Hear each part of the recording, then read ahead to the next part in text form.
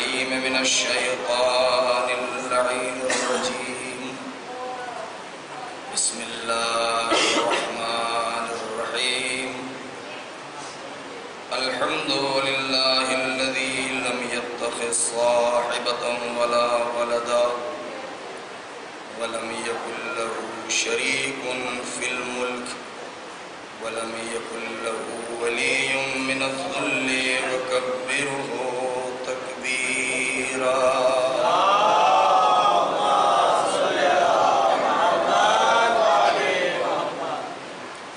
والصلاة والسلام والتحية والإكرام على النبي الأمي المكي المدني القرشي الهاشمي الأبتعي سيدنا ومولانا ومقتدانا وهادينا أبي القاسم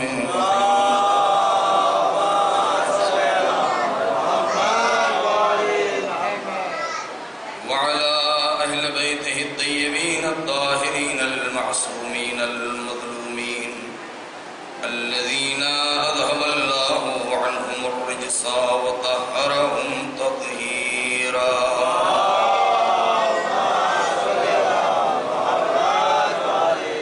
ولعنة الله على أعدائهم أجمعين من الآن إلى يوم الدين أما بعد فقد قال الله الحكيم في كتابه الكريم بسم الله الرحمن الرحيم هل أتى على الإنسان حين من الدهر لم يكن شيئا مذكورا إنا خلقنا الإنسان من نطفة أمشاج نبتليه فجعلناه سميعا بصيرا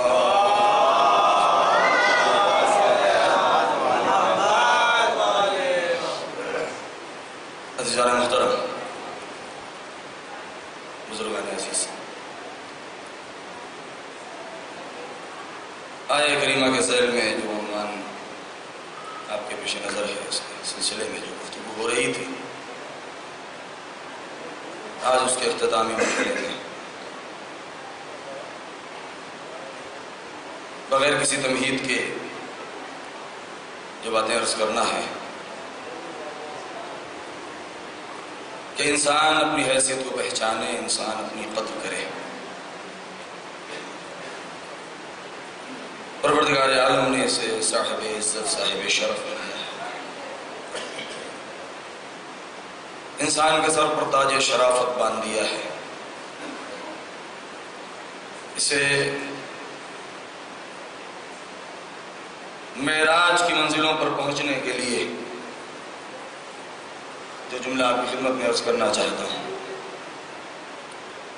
اگر انسان چاہتا ہے کہ اسے معراج کی منزلیں عطا ہوں، اگر انسان چاہتا ہے کہ اسے کمال حاصل ہو، تو صرف ایک کام کرنا ہوگا، اور وہ یہ کام ہے کہ اسے خدا کا بندہ بن کے رہنا پڑے گا، کیونکہ بندگی میں جتنی طاقت ہے اتنی طاقت کسی چیز میں نہیں ہے۔ اس بات کو واضح کرنے کے لیے صرف ایک چھوٹی سی مثال آپ کے سامنے واقعے کے آئینے میں عرض کر دوں۔ جس وقت پیغمبر اکرم ختمی مرتبت حضرت محمد مصطفیٰ صلی اللہ علیہ وسلم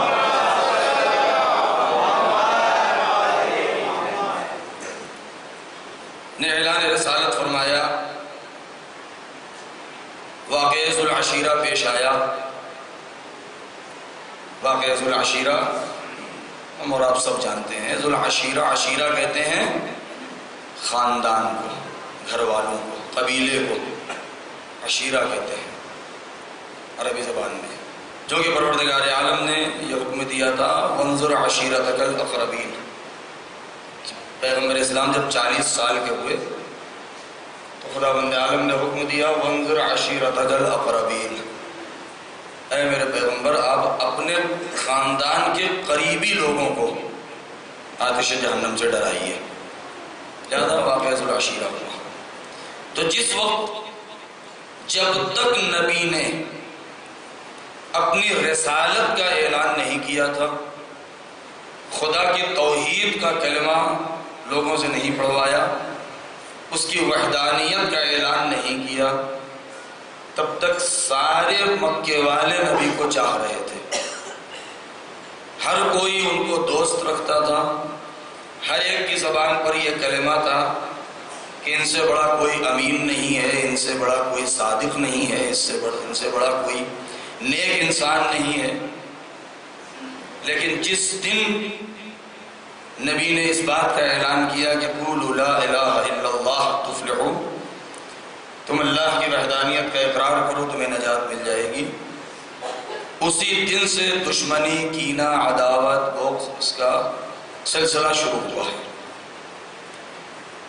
کمال کی بات تو یہ ہے کہ جس ماحول اور جس معاشرے میں، جس سماج میں نبی نے اعلان کیا تھا، وہ ان کا اپنا سماج تھا، وہ ان کا اپنا معاشرہ تھا، وہ ایک ایسا شہر تھا جس میں انہوں نے آنکھ کھولی تھی، ایسے خاندان میں آنکھ کھولی تھی کہ کوئی یہ نہیں کہہ سکتا تھا کہ ہم ان کو پہچانتے نہیں ہیں، کوئی یہ نہیں کہہ سکتا تھا کہ ہم ان کے قبیلے اور خاندان کو نہیں جانتے ہیں۔ یہ مکہ اس زمانے میں کتنا بڑا تھا، اور مکے کی سرزمین کا امتیاز یہ تھا کہ پوری دنیا سے، یعنی عالم اسلام، دنیائے اسلام سے لوگ حج کے لیے وہیں آیا کرتے تھے، کیونکہ حج جناب پیغمبر اسلام کے پہلے سے ہے، حج جناب ابراہیم کے زمانے سے ہے، اسی لیے آج بھی حج کو حج ابراہیمی کہا جاتا ہے۔ یہ اور بات ہے کہ اس میں بعض تبدیلیاں آئی ہیں، بعض مناسک اور بعض ارکان حج میں پیغمبر اسلام نے تھوڑی سی ذرا سی تبدیلی کی ہے اپنے پروردگار سے، لہذا ایسی سرزمین پر آپ کی ولادت ہوئی، ایسے ماحول میں آپ نے آنکھ کھولی، ایسے سماج میں آپ کی نشو و نما ہوئی، ایسی آغوش میں آپ نے پرورش پائی کہ جو محتاج تعارف نہیں ہے، جس کو سب جانتے ہیں۔ کمال کی بات تو یہ ہے کہ پیغمبر اسلام نے جب اعلان رسالت کیا تو ماحول یہ تھا کہ آپ بہتر جانتے ہیں کہ مکے کے حالات کے کتنے طریقے کے وہاں خدا موجود تھے۔ صرف 360 خدا تو خانہ کعبہ میں موجود تھے، اور اس کے علاوہ نہ معلوم کتنے خدا وہاں موجود تھے مکے میں۔ کہنے کا مقصد یہ ہے کہ ان کی عقلوں کے اوپر تعجب اس وقت ہوتا ہے کہ جب ہر ٹھوکر میں آنے والے شجر اور حجر کو خدا ماننے کے لیے تیار ہیں، لیکن ایک بندہ خدا کو بندہ ماننے کے لیے تیار نہیں ہے۔ کمال یہ ہے، یعنی ہر شجر و حجر کو خدا ماننے کے لیے تیار ہے، بندہ خدا کو نمائندہ خدا ماننے کے لیے تیار نہیں ہے مکے والے۔ لہذا ایسے موقع پر جو بھی مضبوط درخت دیکھا اس کو کہہ دیا یہ ہمارا خدا ہے، چاند کو دیکھا کہہ دیا یہ ہمارا خدا ہے، سورج کو دیکھا کہا یہ ہمارا خدا ہے، سمندر کو دیکھا کہا یہ ہمارا خدا ہے، تیز آندھی چلتی ہوئے دیکھا کہا یہ ہمارا خدا ہے۔ لہذا ہر چیز کو اپنے ہاتھوں سے تراشے ہوئے بتوں کو کہا یہ ہمارا خدا ہے۔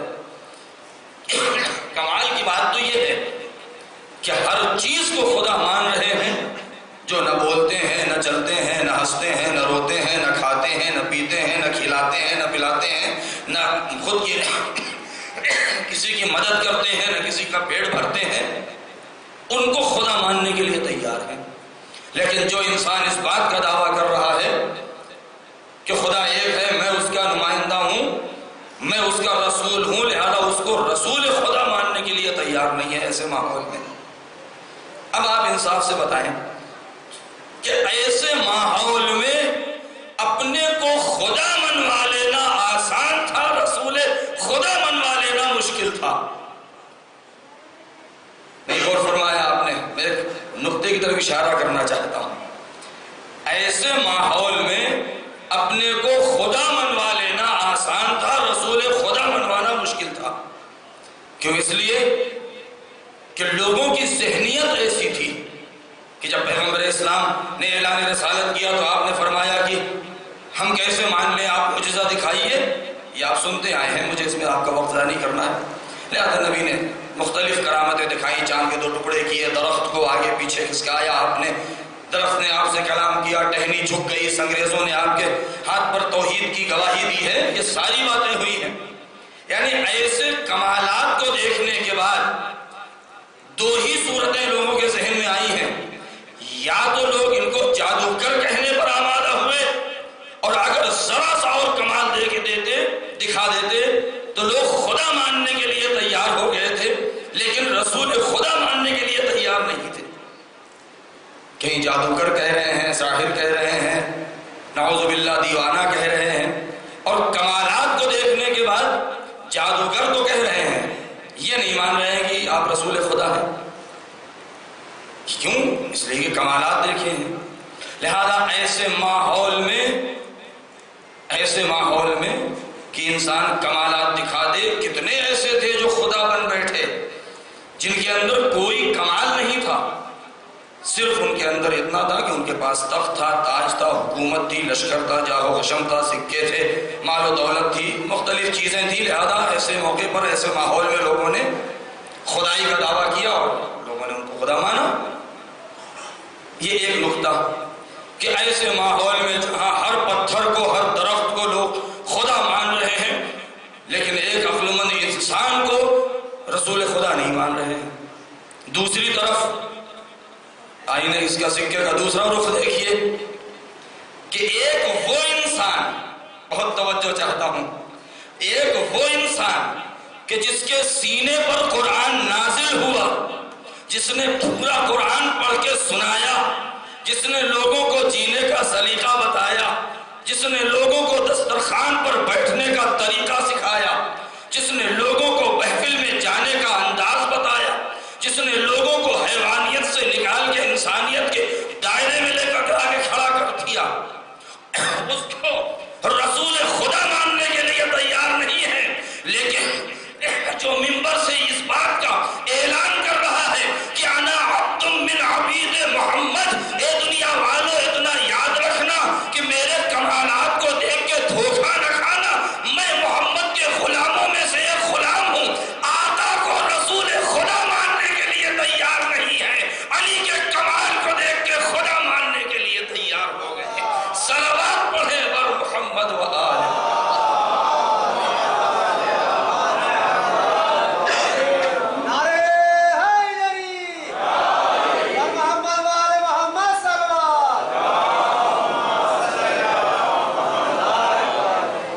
اندھیر یہاں ہے. اب یہاں پر آ گئے ہیں تو آپ سوچ لیجئے کہ اب یہاں پر کمال یہ نہیں ہے کہ علی کو خدا ماننے کے لیے تیار ہو گئے یا علی نے انکار کر دیا ہے.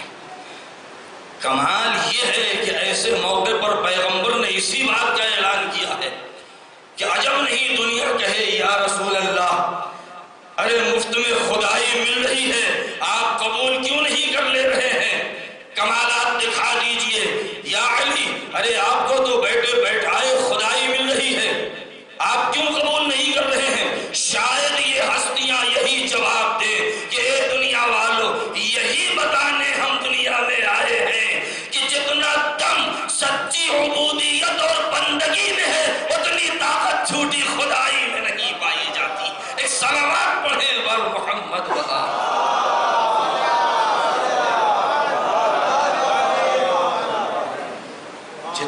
جتنی طاقت اور جتنا دم سچی بندگی میں ہے، اتنا دم جھوٹی خدائی میں نہیں ہے.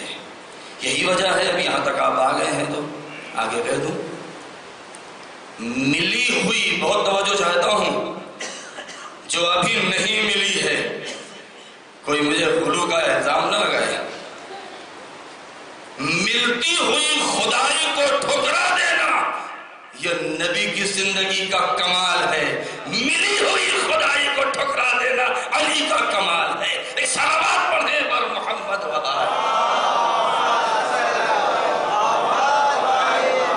ایسا نہیں ہے کہ پیغمبر کو نہیں مل سکتی تھی، نہیں، ان کو بھی مل سکتی تھی. وہ بھی دنیا میں تھے، انہوں نے بھی کمالات دکھائے ہیں وہ بھی، لیکن یہاں پر اظہار کس بات کا ہے؟ اظہار اس بات کا ہے کہ دنیا والے غلو کی منزل میں نہ جائیں۔ یہ غالی کون ہوتے ہیں؟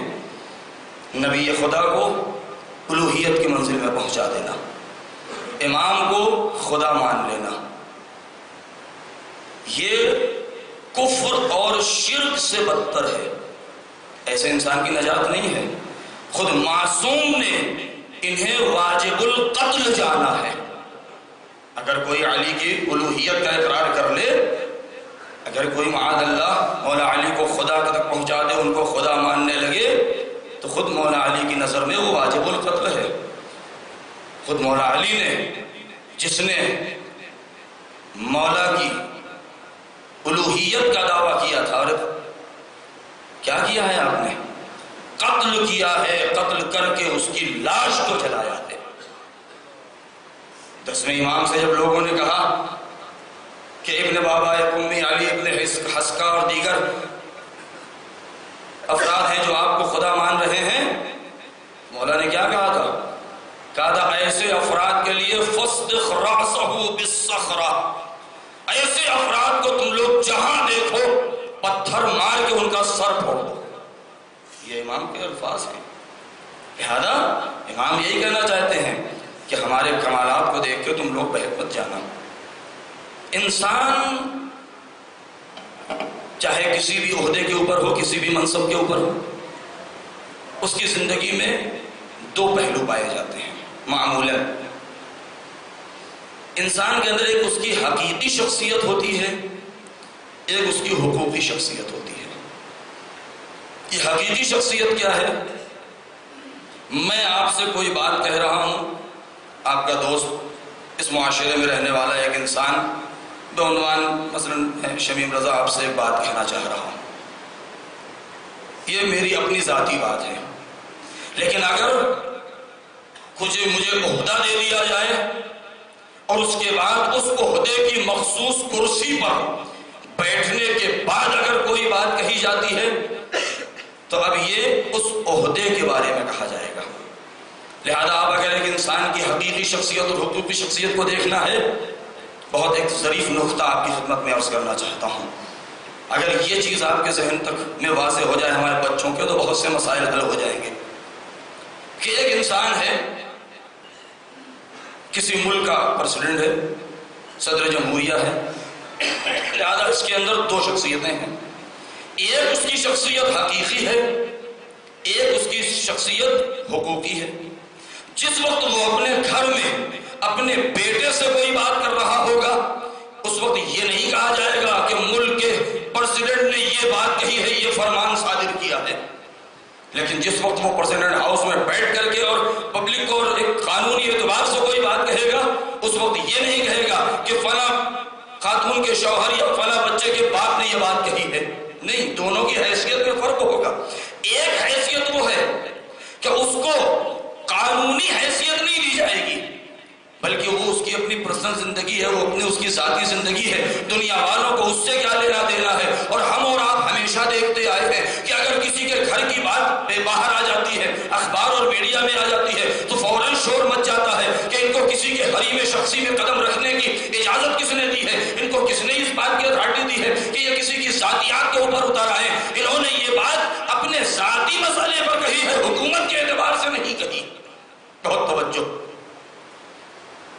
بھئی، کس نے گھر میں کیا کھایا، کس نے کب کپڑے کون سے پہنے، کب نیا کپڑا سلایا، اپنے بچے کو کہاں گھمانے کے لیے کیا کس سفر پر گیا، کیسے کیا ہوا، بیوی سے اس نے کیا باتیں کہی ہیں، کس سے اس کا جھگڑا ہوا، اس سے کیا مسئلہ ہے، کسی کو کیا مطلب ہے۔ لیکن یہی انسان جب آن ڈیوٹی آیا، اپنے آفس کا جب وقت ہے اس کے، اور ایک مرتبہ آفس میں آ کے اپنے دفتر میں بیٹھا، اب دفتر میں بیٹھنے کے بعد اس کی زبان اور قلم سے صادر ہونے والے ہر جملے کو قانونی حیثیت دی جائے گی۔ اب یہ نہیں کہا جائے گا کہ انہوں نے کہا ہے اس وقت، لیکن یہ اس وقت صدر نہیں تھے، کیسے نہیں تھے، یہ اس وقت بیٹھے تھے اس کرسی کے اوپر کہ جو کرسی قانون کی کرسی ہے، جو کرسی حکومت کی کرسی ہے، جو قانون حیثیت کی کرسی ہے۔ لہذا ایسے موقع پر اب اگر کوئی بات کہے گا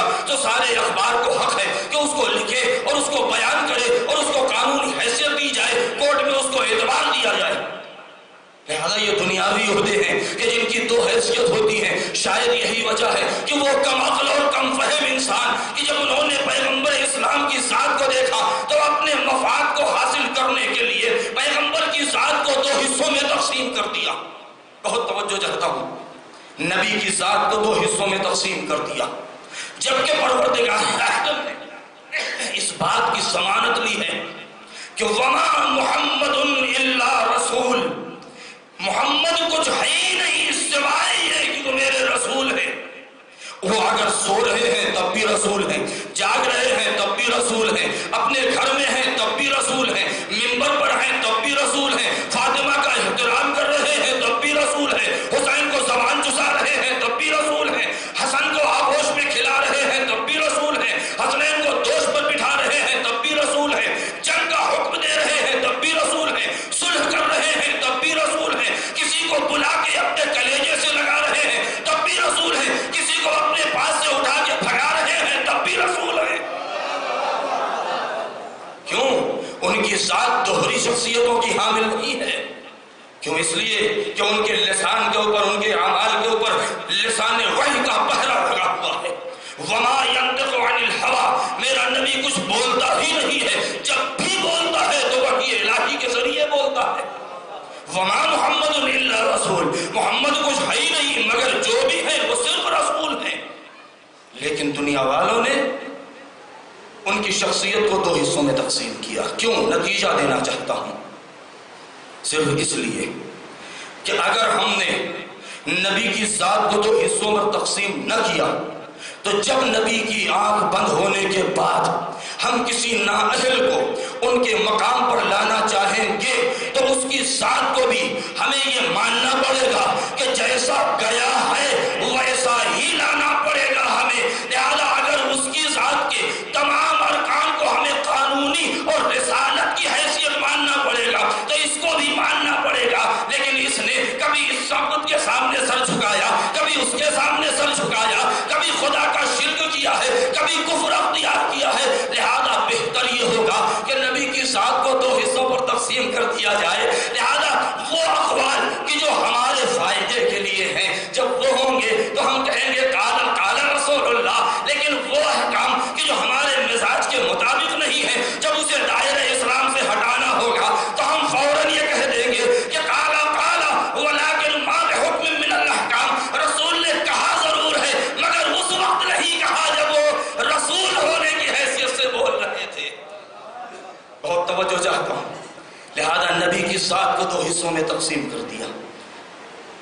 جب اپنے مزاج کے مطابق کوئی بات ہو جائے تو یہ کہہ دیں گے کہ رسول نے فرمایا، اور جب اپنے مزاج کے اوپر بھاری پڑ جائے تو کہہ دیں گے نبی نے کہا تو ضرور ہے لیکن اس کو قانونی حیثیت حاصل نہیں ہے کیونکہ یہ اس وقت بول رہے تھے جب اپنے گھر میں تھے اور مسند رسالت پر نہیں تھے. ارے کون بتائے انہیں کہ ارے قرآن کا مطالعہ کرتے تب سمجھ میں آتا کہ نبی تو اس وقت سے نبی ہے کہ جب آدم آب و گل کے درمیان تھے. نبی کی ذات نہ حقوقی شخصیت الگ ہے نہ حقیقی شخصیت الگ ہے بلکہ نبی ہمیشہ سے نبی ہے، نبی ہمیشہ سے رسول ہے. چاہے وہ ذوالعشیرہ کے میدان میں گھر والوں کو بلا کے دعوت کر کے اعلان رسالت کرے یا تو میدان قدیر میں علی کو اپنے ہاتھوں پر اٹھا کے اعلان امامت کرے.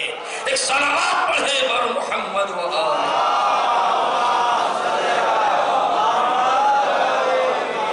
اسی بنا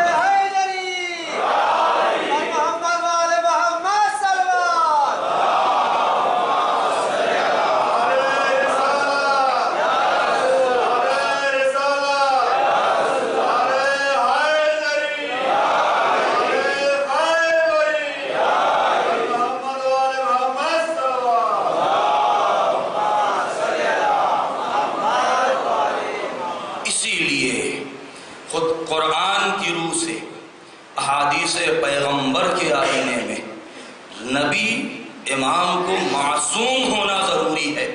بہت توجہ چاہتے ہیں. عصمت کے اوپر بہت سی دلیلیں ہیں. آیہ تطہیر عصمت کے اوپر دلالت کرتی ہے، حدیث ثقلین عصمت کے اوپر دلالت کرتی ہے. یہ بہت ساری حدیثیں اور آیات ہیں. آیہ ولایت عصمت کے اوپر دلالت کرتی ہے. چھٹے امام امام جعفر صادق علیہ السلام.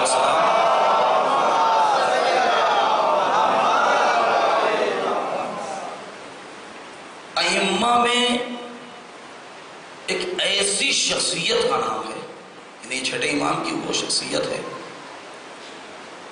کہ جن کو شیخ الائمہ کہا گیا ہے. آپ جانتے ہیں کہ 12 امام میں سب سے زیادہ جو 12ویں امام کو چھوڑ کے جو ابھی پردہ غیب میں ہیں، سب سے زیادہ عمر انہی کی ہے، 65 سال. باقی ائمہ 63 سال، 57 سال، 28 سال، 25 سال، ایسے. سب سے زیادہ علمی آثار جن کے موجود ہیں آج ہمارے پاس، وہ چھٹے امام. کیونکہ وہ ایک دور ایسا تھا 5ویں اور چھٹے امام کا کہ جب بنی امیہ کا افول چل رہا تھا، بنی امیہ حکومت گر رہی تھی، بنی عباس اٹھ رہے تھے. لہذا درمیان میں امام کو جو فرصت ملی ہے، اس پر امام نے جو علم کے دریا بہائے ہیں، سمندر چھلکائے ہیں. آج ہمارے پاس جو کچھ بھی ذخیرہ ہے دین اور شریعت اور قرآن اور اسلام اور عزت اور آبرو، سب انہی کی دین ہے. لہذا جتنی بھی حدیثیں آپ پڑھ ڈالیں، ان میں اکثر حدیثیں، شاید 80% حدیثیں وہ ہیں کہ جس میں قال الباقر یا قال الصادق کہا گیا ہے. کیونکہ اس زمانے سے پہلے تک تقریباً 100 سال 120 سال کے قریب کا زمانہ وہ گزرا ہے کہ جب رسول کی حدیث کو لکھنے، بتانے، بولنے، سننے پر پابندی تھی. یہاں تک کہ اگر کوئی پکڑا جاتا تھا کہ وہ رسول کی حدیث کو بیان کر رہا ہے اور اس کسی سے بیان کر رہا ہے، تو اس کی سزا کیا تھی؟ بیان کرنے والے کی زبان کاٹ دی جاتی تھی، سننے والے کے کان میں پگھلایا ہوا سیسا ڈال دیا جاتا تھا. اللہ. اس انداز سے رسول کی حدیث نقل کرنے پر پابندی تھی کہ کوئی رسول کی حدیث بیان نہ کرے. بہرحال وہ واقعات اپنی جگہ ہیں، مجھے اس تفصیلات میں نہیں جانا. لیکن دانشگاہ جعفری سب سے بڑی یونیورسٹی اپنے زمانے کی، کہ جس کی بنیاد خود امام جعفر صادق علیہ السلام نے رکھی تھی.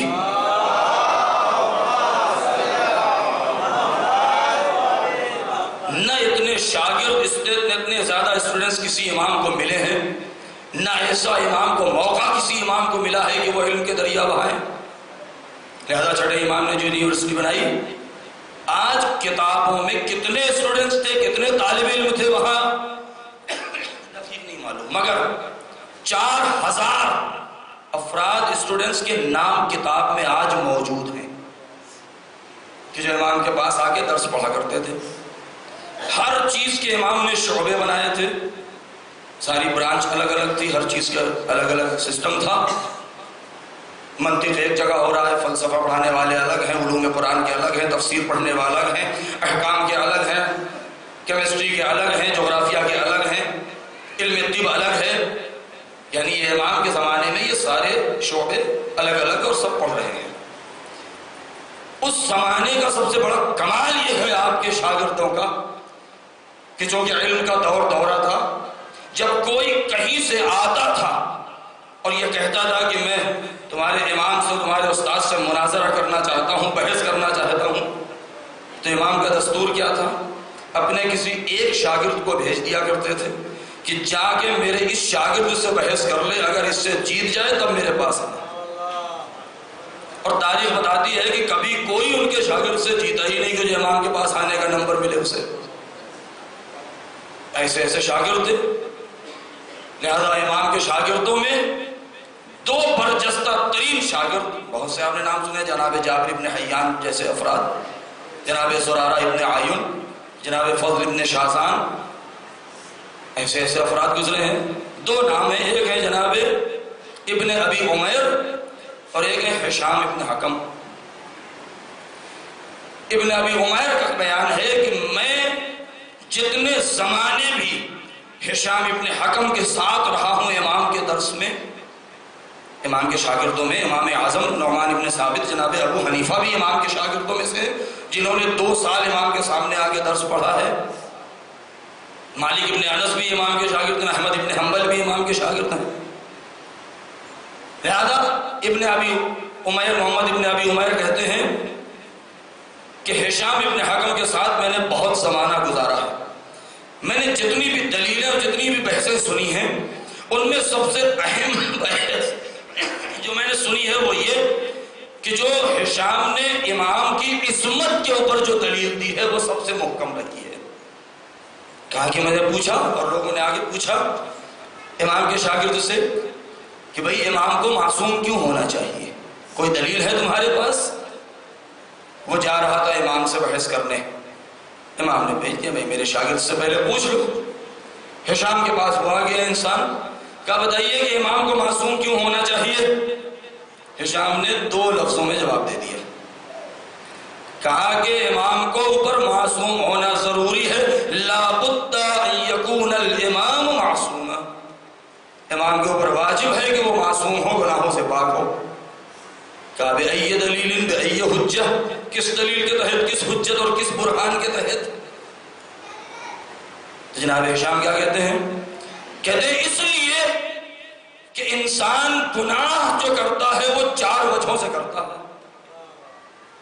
انسان سے جو گناہ سرزد ہوتے ہیں وہ 4 چیزوں سے ہوتے ہیں, اور وہ 4 چیزیں امام نے اپنے اوپر حرام قرار دی ہیں. امام کے اوپر ممکن نہیں, امام سے حرام ہے. کہا وہ 4 چیزیں کون کون سی ہیں؟ سب سے پہلی چیز الحرص والحسد والغضب والشہوہ. 4 چیزیں ہیں جس کی بنا پر انسان سے گناہ ہوتے ہیں. سب سے پہلی چیز ہے لالچ, دوسری چیز ہے حسد, تیسری چیز ہے غصہ, چوتھی چیز ہے خواہشات. یہ 4 چیزیں ہیں جس کی بنا پر دنیا میں گناہ ہوتا ہے انسان سے. اور یہ 4 چیزیں وہ ہیں کہ جو امام کے اوپر ممنوع ہے اور امام کے اوپر حرام ہے. اس نے کہا کہ اور بتائیے.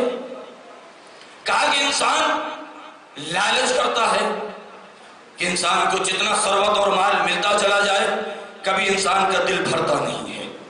آج اس کے پاس 1 روپے ہیں, وہ سوچے گا کہ 2 ہو جائیں تو اچھا ہے, 2 ہو گئے 1000 ہو جائیں تو اچھا ہے, 1000 ہو گئے 10,000 ہو جائیں تو اچھا ہے, لاکھ ہو جائے, کروڑ ہو جائے, گھر بھی ہو گیا, گاڑی بھی ہو گئی, سب کچھ ہو گیا.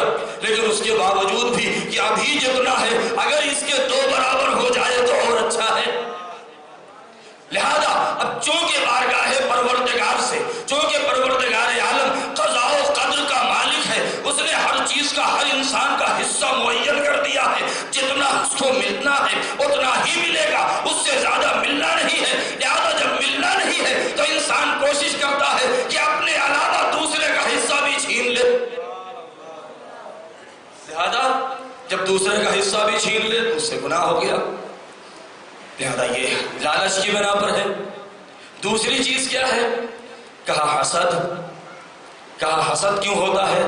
حسد اس لیے ہوتا ہے کہ ہر انسان جب اپنی حیثیت کو دیکھتا ہے تو اس سے اوپر کوئی نہ کوئی ہوتا ضرور ہے, اور جب اپنے نیچے والوں کو دیکھتا ہے تو غرور میں پڑ جاتا ہے اور اس کے سامنے ایٹھ کے چلتا ہے اور سوچتا ہے کہ میں اس کے اوپر احسان جتا دوں, اور جب اپنے اوپر والے کو دیکھتا ہے تو احساس کمتری میں پڑ جاتا ہے. لہذا وہ سوچتا ہے کہ یہ مجھ سے اونچا کیوں ہے, چاہے علم میں ہو, چاہے مال میں ہو, چاہے عزت و آبرو میں ہو, چاہے خاندان میں ہو, چاہے شرافت میں ہو, چاہے حسن و خوبصورتی میں ہو, چاہے جس چیز میں ہو. لہذا جب انسان کے پاس وہ چیزیں نہیں آ پاتی ہیں اور وہاں تک نہیں پہنچ پاتا تو کوشش کرتا ہے کہ میں نہیں پاتا ہوں تو کم سے کم اس کو کھینچے کے نیچے گرا دوں.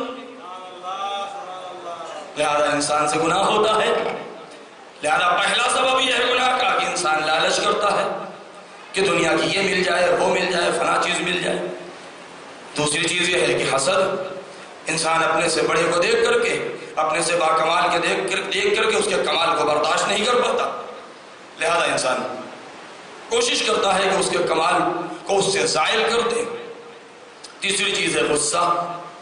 غصہ اور گرمی ہے جس وجہ سے انسان سے گناہ ہو جاتا ہے, کیونکہ پروردگار نے غصہ رکھا ہے تاکہ اپنے آبرو اور اپنی زندگی کو بچایا جائے, دوسروں سے شر کو دور کیا جائے اور اپنے منافع کو جلب کیا جائے.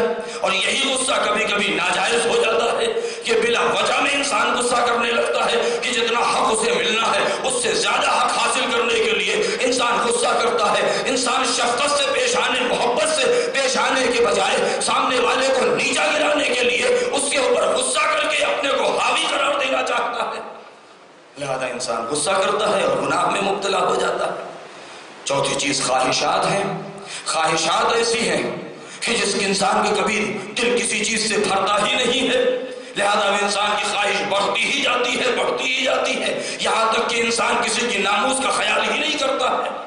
اور یہ چاروں چیزیں ایسی ہیں کہ جو امام سے دور ہیں اور ممنوع ہیں اور امام کے اوپر حرام ہیں۔ کہا کیوں؟ کہا اس لیے کہ لالچ وہ کرے کہ جس کے پاس کم ہو یا کچھ نہ ہو۔ لالچ وہ کرے جس کے پاس کچھ نہ ہو یا دوسروں سے کم ہو، جس کے قدموں میں پروردگار نے زمین و آسمان کے خزانے کی چابیاں ڈال دی ہو، جس کے اشارے پر سورج اپنا رخ موڑ دیتا ہو، جس کے اشارے پر دریا اپنا رخ موڑ دے، جس کے اشارے پر درخت جھک کے سلام کرے۔ ارے اس کے پاس اس سے اونچا ہے کون کہ وہ لالچ کرے؟ ایک سلامات پڑھے بر محمد۔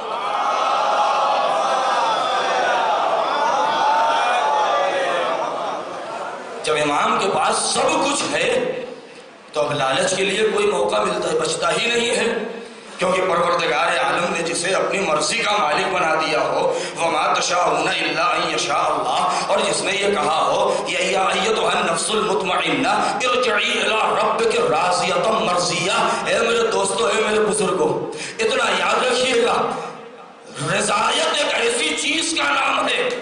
اور توجہ، آپ میرے دوست ہیں، آپ کے دل کا حال میں جانتا ہوں، دل کا حال نہیں جانتا ہوں تو کم سے کم سامنے کی چیزوں کو جانتا ہوں۔ آپ مجھ سے مسکرا کے مل رہے ہیں، لہذا مجھے اس بات کا یقین ہو جاتا ہے کہ آپ مجھ سے راضی ہیں۔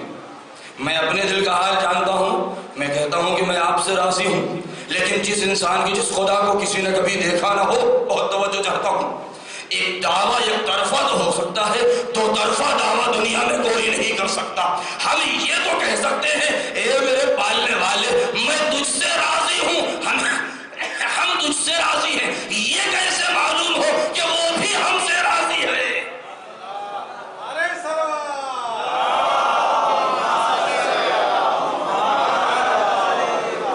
یہ تو ہمیں معلوم ہے، ہم تو کہہ سکتے ہیں میرے پالنے والے، ہم آپ تجھ سے راضی ہیں۔ یہ کیسے جانے کہ وہ بھی ہم سے راضی ہیں؟ ارے اگر یہ معلوم کرنا ہے تو دیکھو کہ کون ہستیاں ہیں جن سے پروردگار راضی ہے، جس کے بارے میں یہ کہہ دیا ہو اے نفس مطمئنہ پلٹا میری طرف، تو مجھ سے راضی میں تجھ سے راضی۔ ارے کتنے فخر کا مقام ہے یہاں پر، ہم اپنا فخر سے سر بلند کر سکتے ہیں کہ ہم تو ان کے نقش قدم پر چلنے والے ہیں جن کو خدا نے رضایت کی سند دی ہے کہ ہم ان سے راضی ہیں، خدا ان سے راضی ہے۔ اور قیامت کے بارے میں خدا کہہ بھی رہا ہے کہ وہ دن ایسا ہوگا یوم ندعو کل اناس بامامہم، ہم اس دن ہر انسان کو اس کے امام کے ساتھ بلائیں گے۔ ارے ہمیں اتنا یقین ہے، ہمیں اس امام کے ساتھ بلایا جائے گا کہ جس سے ہمارا خدا راضی ہے۔ ارے وہ دنیا سوچے، اپنی فکر کرے ایسے امام کے بارے میں کہ کچھ پتا نہیں خدا راضی ہے کہ نہیں راضی، پوری دنیا مل کے دعا کر رہی ہے پروردگار راضی ہو جا، راضی۔ صلوات پڑھے پر محمد۔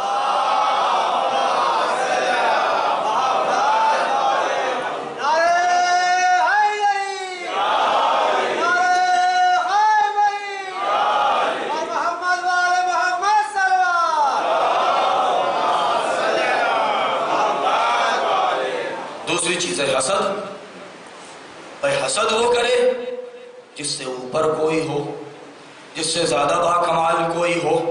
جب امام سے زیادہ باکمال دنیا میں کوئی ہے ہی نہیں، نہ امام سے زیادہ علم کسی کے پاس، نہ ان سے زیادہ حسن کسی کے پاس، نہ ان سے زیادہ خوبصورتی کسی کے پاس، نہ جمال کسی کے پاس، نہ کمال کسی کے پاس، نہ کرامت کسی کے پاس، نہ معجزہ کسی کے پاس، نہ منصب کسی کے پاس، نہ کردار کسی کے پاس، نہ عصمت کسی کے پاس، سارا سب کچھ انہی کے پاس ہے۔ ان سے اوپر کسی کے پاس کچھ بھی نہیں ہے، بلکہ یوں کہہ دیا جائے کہ پوری دنیا مانگنے والی ہے، یہ دینے والے ہیں۔ اب آپ خود ہی سوچئے کہ ہاتھ پھیلانے والا افضل ہوتا ہے یا ہاتھ پر بھیک رکھنے والا افضل ہوتا ہے؟ جب پوری دنیا ان کی محتاج ہے، جب پوری دنیا ان کی محتاج ہے اور یہ پوری دنیا میں سب سے بے نیاز ہیں اور ان سے اوپر کوئی ہے ہی نہیں، تو یہ حسد کریں گے کیوں؟ غصہ، غصے کی وجہ سے بھائی غصہ انسان آپ نے سن لیا کہ کیوں کرتا ہے، اپنے منافع کو حاصل کرنے کے لیے، کبھی کبھی دوسروں کا حق بھی چھین لینے کے لیے. لیکن امام غصہ کیوں کرے؟ ارے جن کے ایک آنکھوں کے اشارے اور ابرو کے اشارے کے اوپر 30,000 کا لشکر ٹکا رہ جائے اور اس کی ہمت نہ بڑھے آگے قدم بڑھانے کی، وہ امام غصہ کر کے کرے گا کیا؟ ارے امام تو چھوڑیے، ارے جس کے ایک غیر معصوم فرزند جسے علی نے بارگاہ پروردگار سے مانگا تھا، اس کے ایک ابرو کے اشارے پر ارے پورا لشکر ٹھہرا رہ جائے، تو معصوم کو غصہ کرنے کی ضرورت کیا ہے؟ خواہش وہ کرے، خواہشات میں وہ مبتلا ہو کہ جسے دنیا میں کچھ نصیب نہ ہوا ہو. ارے جس کے اختیار میں، جس کے دروازے پر رضوان جنت کبھی درزی بن کے آئے، کبھی حسنین کا جھولا جھلانے آئے، کبھی روٹیاں بھیک میں مانگنے کے لیے آئے، جن کے گھر کی کنیزیں حوران جنت بن کے آ جائیں، ارے وہ خواہش میں کیوں مبتلا ہوگا؟ لہذا یہ 4 چیزیں جس کی وجہ سے لوگ گناہوں میں پڑتے ہیں، امام کے اندر یہ پائی نہیں جاتی، لہذا وہ معصوم ہوتے ہیں. ایک صلوات پڑھیں بر محمد و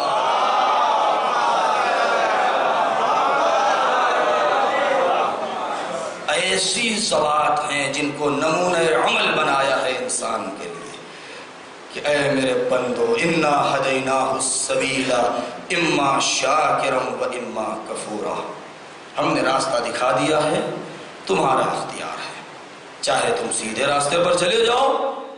کیونکہ چھٹے امام کی جو حدیث ہے کہ جب کسی نے آگے پوچھا میرے مولا یہ دین آپ کا زبردستی والا ہے یا اختیار والا ہے؟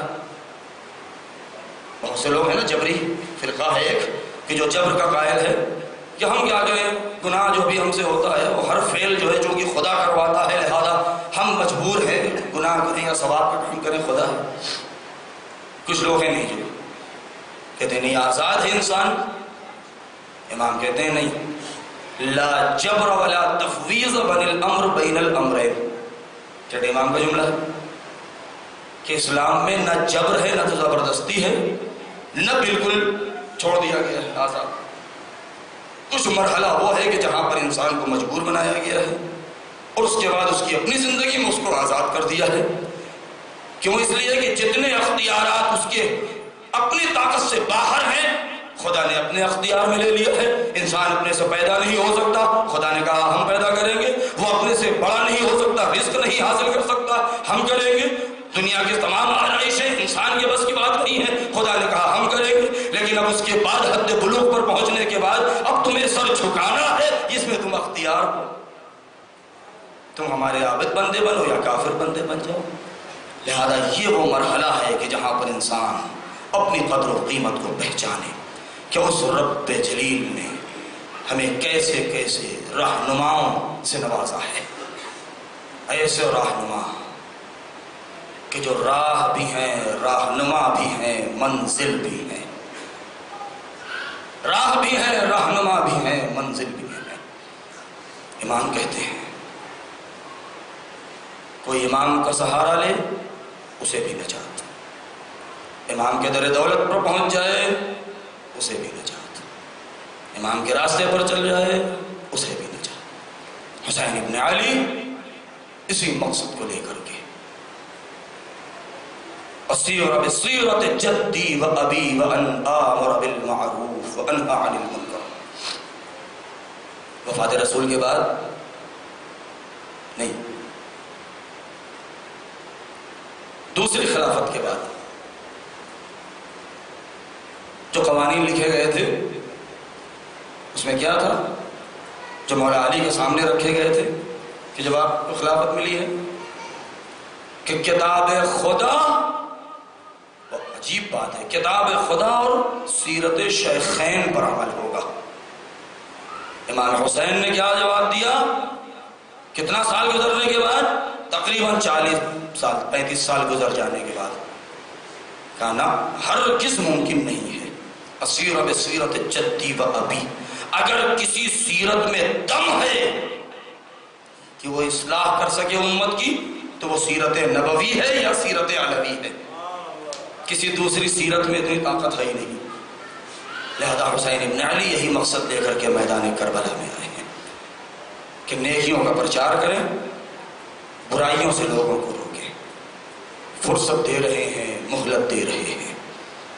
ہمارا سلام ہو ان جوانوں کے اوپر، ان بچوں کے اوپر، ان بوڑھوں کے اوپر، ان خواتین کے اوپر اور ان بچیوں کے اوپر جنہوں نے میدان کربلا میں وہ صبر کا مظاہرہ کیا ہے۔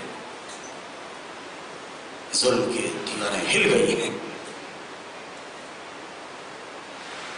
ایسا مظاہرہ کیا ہے، وہ پیغام پہنچایا ہے حسینیت کا پوری دنیا تک۔ عزادارو، عاشور کے دن عصر عاشور تک جو کچھ بھی ہوا ہے وہ کربلا کے مصائب کا بہت چھوٹا حصہ ہے۔ 3 دن کی پیاسی تو ہے، بہت سخت مرحلہ تھا، تاریخ میں اس کی مثال نہیں ہے۔ حسین نے ہمیں اور آپ کو یاد کیا ہے کہ اے میرے چاہنے والوں، جب کبھی ٹھنڈا پانی پینا تو میری پیاس کو یاد کر لینا۔ چوتھے امام نے یہی لکھا تھا، یہ قبر اس کی ہے جسے پیاسا قتل کیا گیا۔ اے میرے چاہنے والوں، لیتکم فی یوم عاشوراء جمیعا تنظرونی کیف استسقی لطفلی فابوا ان یرحمونی۔ اے میرے چاہنے والوں، کاش تم کربلا میں ہوتے تو دیکھتے کہ میں اپنے 6 مہینے کے لیے کیسے پانی مانگ رہا تھا۔ یقیناً حسین کی پیاس۔ جب چوتھے امام سے کسی نے پوچھا ہے، اے مولا آپ کی پیاس کا کیا عالم تھا، آپ جانتے ہیں امام نے کیا جواب دیا؟ اپنے باپ کی پیاس کے بارے میں جو بتایا ہے، کہ جیسے کسی خشک مٹی کسی پر پانی ڈال کر کے کچھ دن چھوڑ دیا جائے اور اس کے بعد پانی خشک ہو جائے تو زمین جگہ جگہ سے پھٹ جاتی ہے۔ کہتے ہیں میرے بابا کا کلیجہ پیاس سے جگہ جگہ سے پھٹ گیا تھا، زبان میں دراریں آ گئی تھی۔ اے مولا آپ کی پیاس کا کیا عالم تھا؟ امام نے یہی کہا تھا، میری پیاس کا کیا پوچھتے ہو، ہائے ہمارے اوپر پیاس کا ایسا غلبہ تھا، ما کانا بین الارض والسماء الا بدخان، ہائے زمین و آسمان کے درمیان ہمیں سوائے دھواں کے کچھ نظر نہیں آ رہا تھا۔ یہ پیاس کی شدت ہے۔ عزادارو، شہدائے کربلا کی پیاس عاشور کے دن بجھ گئی۔ اکثر شہیدوں نے یہ کہا ہے، جب اپنے آقا کو پکارا ہے اور حسین سراہے گئے ہیں تو یہی کہا ہے، اے مولا خدا حافظ، آپ کے جامع کوثر لیے آئے ہیں، ان کی پیاس تو بجھ گئی۔ امام کی پیاس بھی عصر عاشور بعد شہادت بجھ گئی، لیکن زینب کب تک پیاسی تھی نہیں معلوم، ہائے سکینہ کب تک پیاسی تھی نہیں معلوم، ہائے ام کلثوم اور رباب کب تک پیاسی تھی نہیں معلوم۔ اے عزادارو، ہائے یہی تو وجہ ہے کہ وہ رباب جو بعد عاشورہ کبھی سائے میں نہ بیٹھی ہو، کیوں؟ اس لیے کہ ہمیشہ اس کو یہی یاد ستاتی رہی، ہائے میرا صغار، ہائے میرا صغار، اجرکم علی اللہ۔ اے عزادارو، ہائے اہل حرم کی مصیبتوں کا ذکر کہاں کہاں تک کیا جائے۔ جب سیدانیوں کا یہ قافلہ لٹا ہوا 11 محرم کو چلا ہے اور دروازے کوفہ پر پہنچا ہے، تو اے عزادارو، جس وقت دوسرے دن کے اجالے میں جب یہ قافلہ کوفے میں داخل ہوا ہے تو ایک طرف سے منادی ندا دے رہا تھا، اے تماشا دیکھنے والو، اے تماشا دیکھو، یہ نبی زادیاں ہیں، یہ علی کی بیٹیاں ہیں جو بے مقنع چادر لائی جا رہی ہے۔ ہائے زینب کو سب سے زیادہ شرم کوفے میں اس لیے آئی تھی کہ آئے زینب 4 سال کوفے میں رہ چکی تھی، اکثر خواتین پہچانتی تھی۔ ہائے زینب سر کو جھکائے ہوئے ہے، بالا خانوں پر خواتین کا مجمع ہے، کوئی صدقے کی کھجوریں پھینک رہا ہے، کوئی جلتے ہوئے انگارے پھینک رہا ہے، کوئی نقارہ بجا رہا ہے، کوئی ہلہلا کر رہا ہے کہ اچانک جب یہ دیکھا کہ ایک منادی ندا دے رہا ہے کہ یہ خارجی ہیں، انہوں نے حکومت کے خلاف خروج کیا ہے، اب زینب سے نہ رہا گیا۔ ہائے علی کی شیر دل بیٹی نے جب یہ دیکھا کہ میرے بھائی کی شہادت ان کی قربانی خاک میں مل جائے گی، لہذا زینب نے وہ کمال دکھایا ہے جو تاریخ میں کسی نے نہ دکھایا۔ ایک مرتبہ مجمع کی طرف اشارہ کیا، کچھ کہنا چاہ رہی ہے، لیکن بچے شور کر رہے ہیں، لوگ باجے بجا رہے ہیں، خواتین ہل ہلا کر رہی ہیں کہ کوئی سننے کو تیار نہیں ہے کہ ایک مرتبہ زینب نے اپنی انگلی سے اشارہ کیا ہے، ہائے سب کے سینے میں آوازیں گھٹ کے رہ گئی۔ تاریخ کا فقرہ ہے کہ یہاں تک اتنا سناٹا چھا گیا کہ گھوڑے اور اونٹ کے گلے میں بندھی ہوئی گھنٹیاں بھی رک گئی۔ ہائے زینب نے وہاں پر خطبہ دیا تو کیا کہا، اے کوفے والو، تمہیں شرم نہیں آ رہی ہے؟ میں رسول کی نواسی ہوں، میں علی کی لاڈلی ہوں، میں زہرا کے گود کی بالی ہوں۔ کل اسی کوفے میں تم نے میرا استقبال کیا، آج میرا ماج آیا، 3 دن کا بھوکا پیاسا شہید کر دیا گیا، تم تماشا دیکھ رہے ہو۔ چاروں طرف سے گریا ہوا۔ زینب نے دوسرا جملہ کہا، میں جانتی ہوں یہ تمہارا رونا کیسا ہے۔ یہی وہ مقام تھا کہ جب ایک مرتبہ حسین کے اس نیزے کو جس پر سر تھا لے کر کے ظالم آگے بڑھا، زینب کی نظر پڑی، آواز دی، اے بھیا، کل کا کوفہ تھا، زینب پردہ نشین تھی، اے بھیا آج یہی زینب تماشائیوں کے درمیان ہے۔ وَسَيَعْلَمُ الَّذِينَ ظَلَمُوا أَيَّ مُنقَلَبٍ يَنقَلِبُونَ۔ الہی بحق الزہرا وأبیہا وبعلہا وبنیہا والسر المستودع فیہا۔